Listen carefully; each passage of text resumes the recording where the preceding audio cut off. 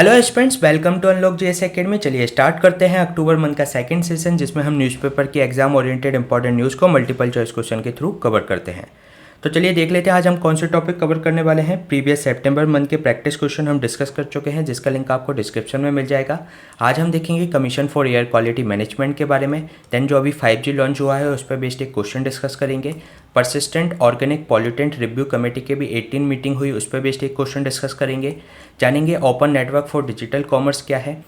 UPSC का एक previous year question leader of opposition पे बेस्ड डिस्कस करेंगे, और एक map based question Ukraine border and Black Sea से संबंधित डिस्कस करेंगे। तो चलिए स्टार्ट करते हैं। First question commission of air quality management से संबंधित है, जिसके रिगार्डिंग आपको दो स्टेटमेंट दिए गए हैं। फर्स्ट स्टेटमेंट में कहा गया है कि जो CAQM है एक स्टैट्यूटरी बॉडी है जो कि इस्टेब्लिश की गई थी अंडर एनवायरनमेंट प्रोटेक्शन एक्ट 1986 के अंतर्गत।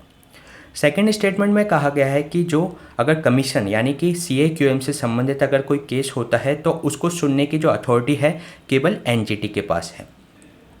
तो इसमें आपको करेक्ट स्टेटमेंट फाइंड आउट करना है। तो चलिए देख लेते हैं इसका आंसर। इसमें जो फर्स्ट स्टेटमेंट में बात की गई है कि CAQM commission for air quality management एक स्टैट्यूटरी बॉडी है, लेकिन ये इस्टेब्लिश की गई थी CAQM in NCR and adjoining area act 2021 के अंतर्गत, इसलिए यह स्टेटमेंट रॉन्ग हो जाएगा। एंड सेकंड स्टेटमेंट में बात की गई है कि अगर कमीशन से संबंधित अगर कोई केस होता है तो उसको सुनने की अथॉरिटी केवल NGT के पास है, तो ये करेक्ट स्टेटमेंट है। तो इसलिए जो इसका आंसर हो जाएगा वह B2 ओनली। चलिए जान लेते हैं अभी इसके रिसेंट कॉन्टेक्स्ट के बारे में। अभी लेटेस्ट गवर्नमेंट ने रिव्यू किया स्टेबल जनरेशन 2022 से 23 का, और उन्होंने पाया कि जो दिल्ली NCR और उससे एडजॉइनिंग एरिया में 1.37 मिलियन टन इंक्रीज हुआ है स्टेबल जनरेशन का। इसके रिगार्डिंग उन्होंने स्टेट को डायरेक्शन दी कि वह इसको कर्व करें, और साथ ही साथ इसकी जो रिपोर्ट है वो सबमिट करें commission for air quality management को। Commission for air quality management की अगर हम बात करें तो एक स्टैट्यूटरी बॉडी है जो कि इस्टेब्लिश की गई थी under the commission for air quality management in national capital region and adjoining area act 2021 के अंतर्गत। इसके अलावा दिल्ली गवर्नमेंट ने भी स्टबल बर्निंग को रोकने के लिए एक 15 पॉइंट विंटर एक्शन प्लान तैयार किया है फॉर कॉम्बेट एयर पॉल्यूशन के लिए। इसके रिगार्डिंग हम देखें कि स्टबल बर्निंग के रीजन क्या होते हैं कि फार्मर यूज करते हैं लेबर इंटेंसिव मेथड, जिसमें वे हार्वेस्ट करते हैं फसल को, और उसके अंतर्गत जो राइस का जो स्टबल होता है वह फार्म के अंतर्गत ही रह जाता है। इसके अलावा जो उनके जो फसल बोने का समय होता है, जो राइस को वो काटते हैं उसके 10 दिन बाद ही उन्हें गेहूं की खेती करनी पड़ती है, तो इनके बीच में जो टाइम है वो कम होने के कारण वह उसको जलाने का काम करते हैं, जिससे कि वह स्टबल बर्निंग का एक मेन रीजन है। क्योंकि जो स्टबल होती है वो उसको किसान के लिए किसी भी तरीके की इनकम जनरेशन का काम नहीं करती, तो इसलिए वो उसको जलाना प्रेफर करते हैं। तो अगर हम इसके कंट्रोल अगर मेजर की बात करें तो दो तरीके के कंट्रोल मेजर हो सकते हैं। एक तो फार्म के अंतर्गत ही इन सिटू, और एक एक्स सिटू। फार्म के बाहर उनको किस तरीके से उससे इनकम जनरेट कराई जा सकती है। यदि हम फार्म के अंतर्गत बायो डिकम्पोजर का यूज करें फॉर स्टबल बर्निंग के लिए, तो वो जो उसका जो रेसिड्यू होगा, जो स्टबल जो बचती है वो उसको डिकम्पोज कर देगा, और जिससे फार्म की जो न्यूट्रिएंट्स क्वांटिटी भी है वह भी इनरिच होगी। इसके अलावा XC2 में हम जो पैडी स्ट्रॉ होता है वो एक बायोमास की तरह यूज कर सकते हैं for power generation, bioethanol production के लिए, और साथ ही साथ थर्मल प्लांट में उसको साथ में फायर कर सकते हैं, उसको जला सकते हैं। साथ ही साथ उसको कैटल फॉडर के लिए भी यूज किया जा सकता है। इसके अलावा जो फर्निशिंग मटेरियल होते हैं और पैकेजिंग मटेरियल के रूप में भी उनका यूज किया जा सकता है। अगर इस तरीके की सुविधाएं उनको प्रोवाइड कराई जाएं तो फार्मर प्रेफर नहीं करेंगे स्टबल को बर्न करने के लिए, वह इससे अपनी इनकम जनरेट करने की कोशिश करेंगे।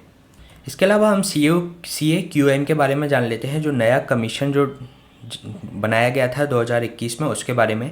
जो कमीशन है ये हेडेड करता है फुल टाइम चेयरपर्सन के द्वारा, और जो चेयरपर्सन होगा वह एक सेक्रेटरी लेवल का व्यक्ति होता है, या स्टेट में जो चीफ सेक्रेटरी होते हैं उस लेवल का व्यक्ति होता है।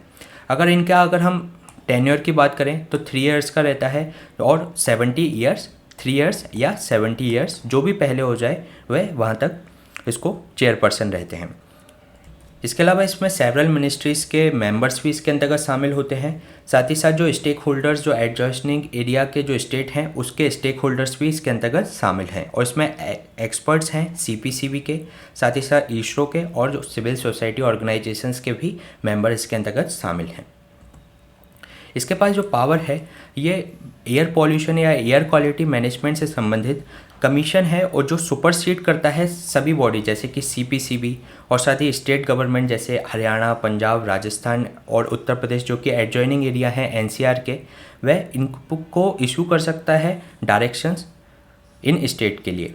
इसके अलावा ये जो एडजॉइनिंग एरिया के जो स्टेट हैं उनके साथ कोऑर्डिनेट करता है for curve area air pollution के लिए, साथ ही साथ फॉर एयर क्वालिटी मैनेजमेंट को इम्प्रूव करने के लिए। ये इसके पास रेस्ट्रिक्ट करने की पावर है to setting up industry in a vulnerable area. कोई है जहाँ पर एयर क्वालिटी काफ़ी बिगड़ी हुई है तो वहाँ पर वह इनको रेस्ट्रिक्ट कर सकता है इंडस्ट्री को। साथ ही साथ ये किसी भी साइट का उस समय की जो जहाँ पर एयर क्वालिटी बिगड़ी हुई है उस साइट का इंस्पेक्शन कर सकता है, किसी भी इंडस्ट्रियल यूनिट्स का इंस्पेक्शन उसके द्वारा किया जा सकता है। और ये भी है इसके पास पावर कि अगर इसकी डायरेक्शन को यदि कोई कॉन्ट्रावेंट करता है या मानता नहीं है तो कमीशन के पास ये पावर है कि वह इम्पोज कर सके फ़ाइन। कितना? 1 करोड़ तक का फ़ाइन इसमें इम्पोज किया जा सकता है। साथ ही साथ 5 साल तक की सज़ा उसको दी जा सकती है। इसके अलावा इसमें एनजीटी के रोल की बात करें, अगर commission for air quality management commission किसी केस में इन्वॉल्व है तो उसको एनजीटी के द्वारा ही सुना जाएगा, किसी सिविल कोर्ट के द्वारा नहीं सुना जाएगा। ये था हमारा question commission for air quality management से संबंधित। चलिए चलते हैं नेक्स्ट क्वेश्चन पे। नेक्स्ट क्वेश्चन अभी जो 5G का लॉन्च हुआ उससे संबंधित है, जिसके रिगार्डिंग आपको 3 स्टेटमेंट दिए गए हैं। फर्स्ट स्टेटमेंट में कहा गया है कि ये एक सिंगल टेक्नोलॉजी नहीं है बल्कि कई सारी वेरियस टेक्नोलॉजी का एमैल्गमेशन है।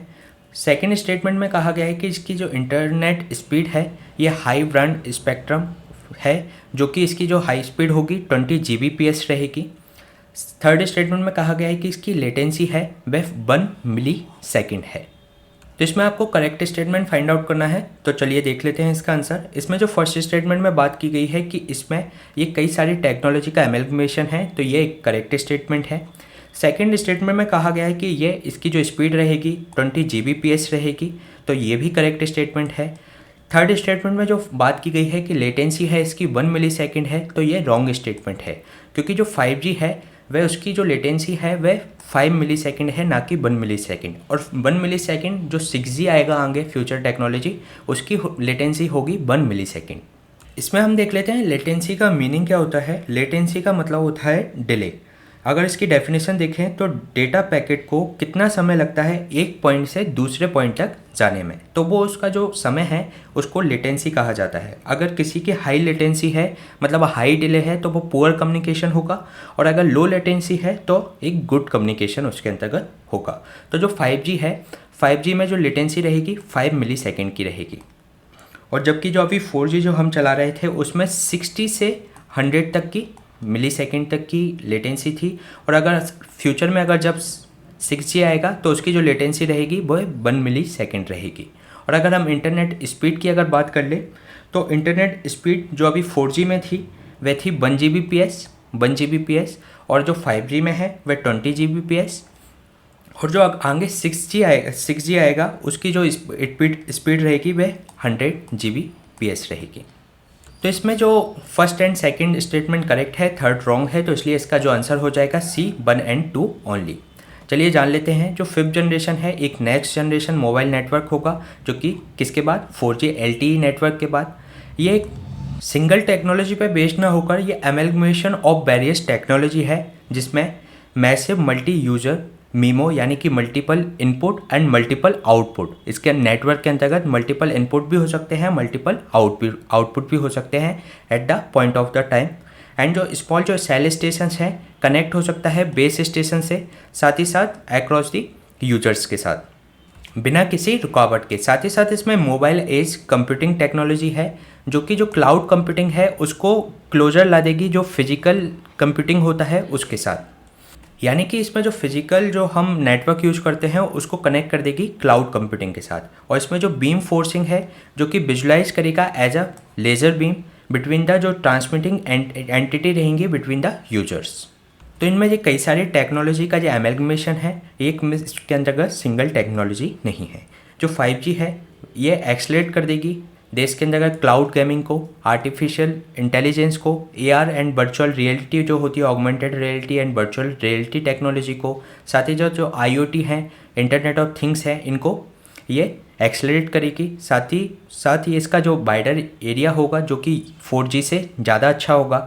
साथ ही साथ इसके एप्लीकेशंस जो होंगे health care, fintech, agriculture, live stocks और जो स्मार्ट एप्लीकेशंस एजुकेशन में भी यूज किए जा सकेंगे। अगर हम इसकी हिस्ट्री की बात कर लें 1G and 2G and 3G and 4G इसका इवोल्यूशन कैसे हुआ उसके बारे में देखें तो 1G जो आया था वह आया था 1997 में। 1997 में था और इसमें केवल वॉइस सर्विस दी जाती थी, एनालॉग बेस्ड ये था। अगर हम 2G की बात कर लें तो 2G 1998 में आया और जो इसकी स्पीड थी वह 250 kbps थी और इसमें GSM एंड CDMA का यूज किया जाता था। इसमें अब टेक्स्ट सर्विस भी लॉन्च हो गई थी। 1G में केवल वॉइस सर्विस थी, इसमें टेक्स्ट सर्विस भी उसके अंतर्गत इंक्लूड हो गई। जो 3G आया ये 2001 में आया। इसमें वॉइस के साथ साथ डेटा भी था और इसकी जो स्पीड थी 384 kbps थी और इसमें आप वीडियो कॉल भी कर सकते थे।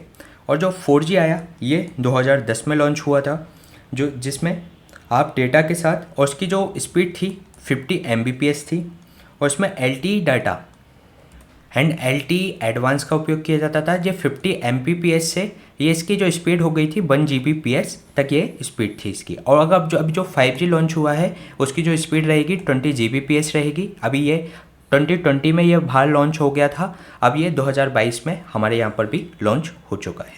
ये था हमारा क्वेश्चन 5G से संबंधित। चलिए चलते हैं next question persistent organic pollutant review committees जो 18 जो अभी हुई उससे संबंधित है, जिसके रिगार्डिंग आपको 3 स्टेटमेंट दिए गए हैं। फर्स्ट स्टेटमेंट में कहा गया है कि ये एक ग्लोबल ट्रीटी है टू प्रोटेक्ट जो ह्यूमन हेल्थ के लिए एंड एनवायरनमेंट के लिए, किससे?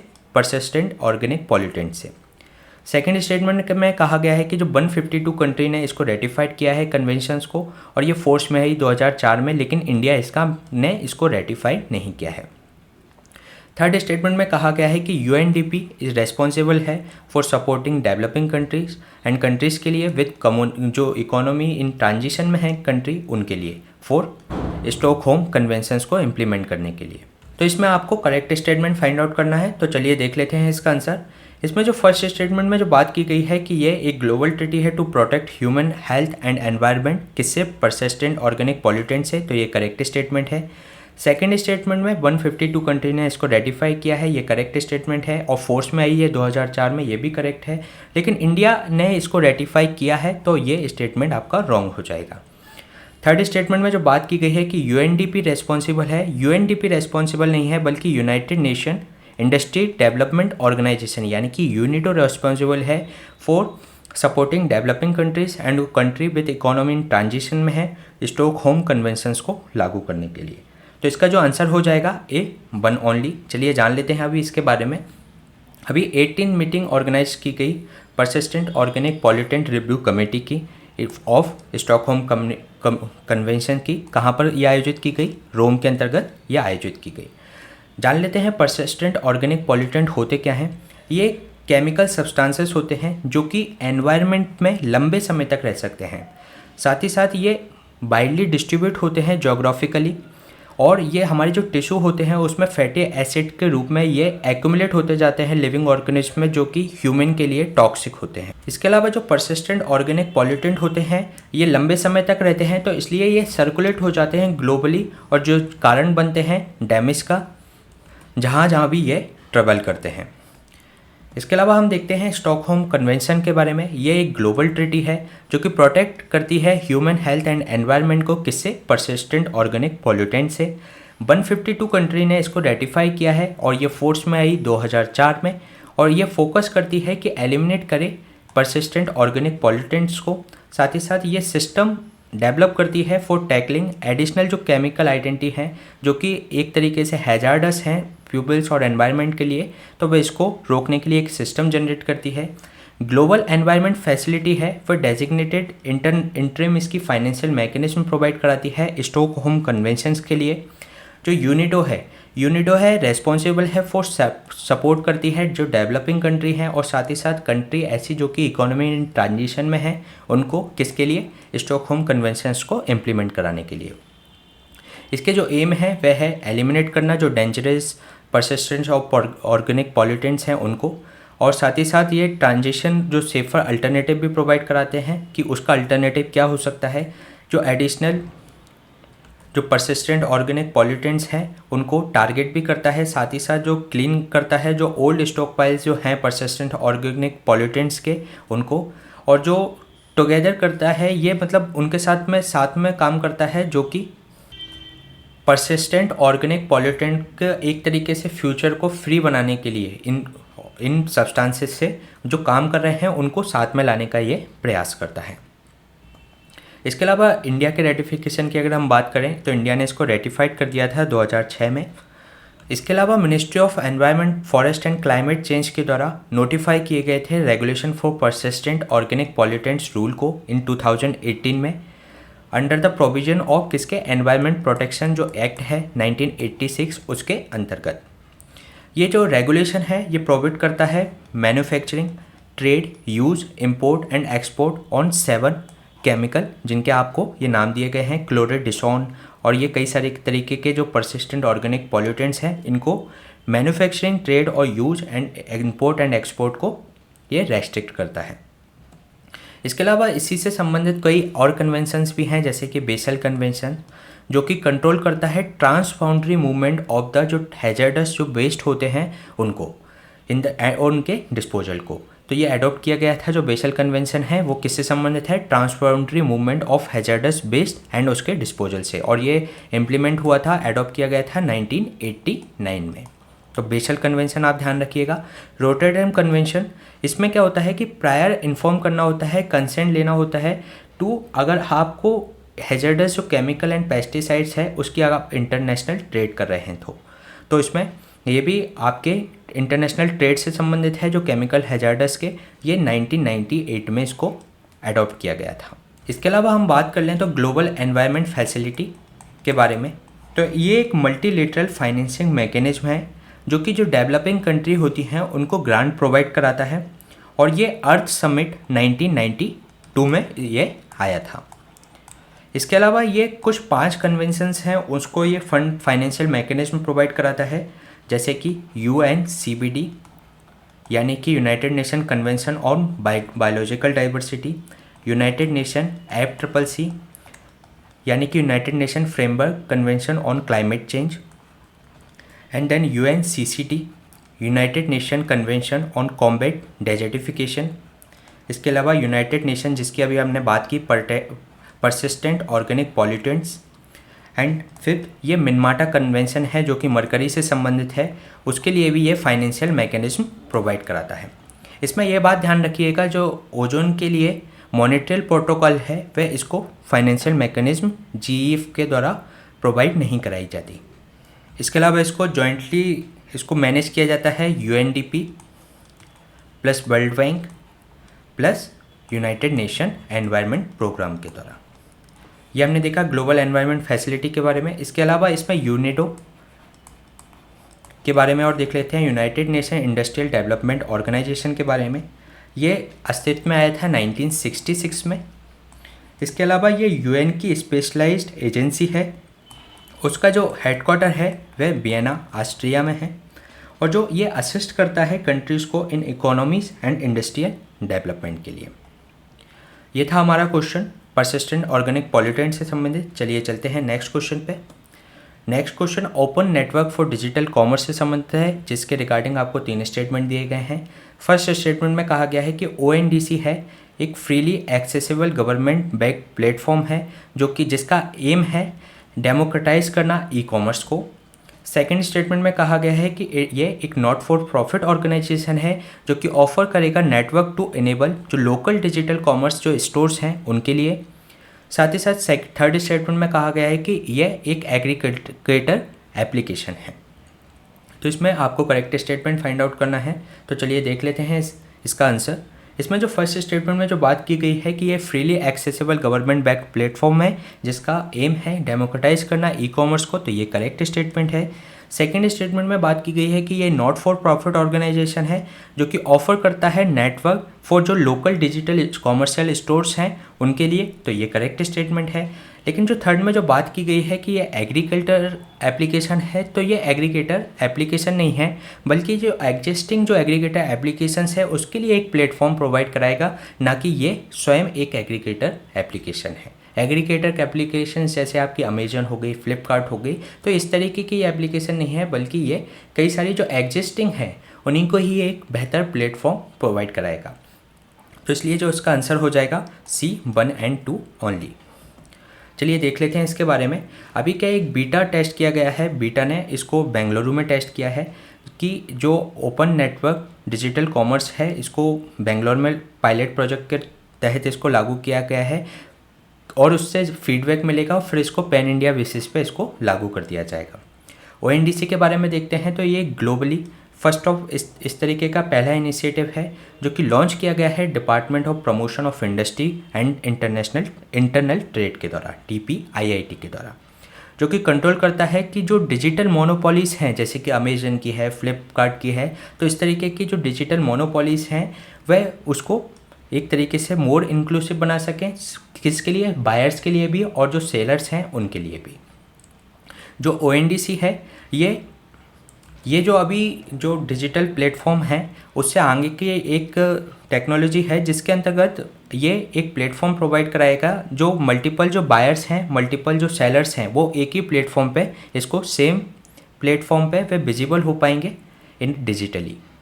इससे क्या होगा, जो कि जैसे कि कोई यूजर्स है वो रजिस्टर्ड है अमेजन में, तो वह अमेजन में रजिस्टर्ड होने के साथ साथ वह उसी रजिस्ट्रेशन मतलब उसको एक्स्ट्रा रजिस्ट्रेशन कराने की ज़रूरत नहीं है, उसी रजिस्ट्रेशन से वह फ्लिपकार्ट पे अपनी बाय कर सकता है कोई भी सामान।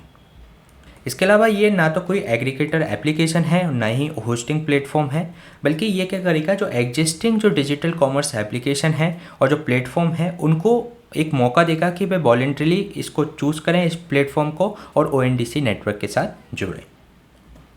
इसके अलावा ये एक प्रयास करेगा फॉर ओपन नेटवर्क डेवलपमेंट के लिए, ओपन सोर्स मेथोडोलॉजी के लिए।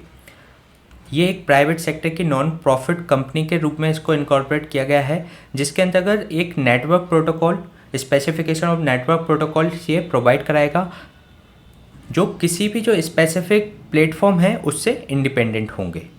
इसके अलावा एक इसका अगर हम मॉडल देखना चाहें तो UPI जो कि कई सारे बैंकों को उसने यूनिफाइड पेमेंट इंटरफेस प्रोवाइड कराया, उसी तरीके से ONDC वर्क करेगा कि कई सारी ई-कॉमर्स जो वेबसाइट्स हैं उनको एक ही प्लेटफॉर्म प्रोवाइड कराया जाएगा और साथ ही ये जो इंटीग्रेट करेगा कई सारी ई-कॉमर्स को, और जो इसका जो टास्क दिया गया है वह असाइन किया है क्वालिटी काउंसिल ऑफ इंडिया को।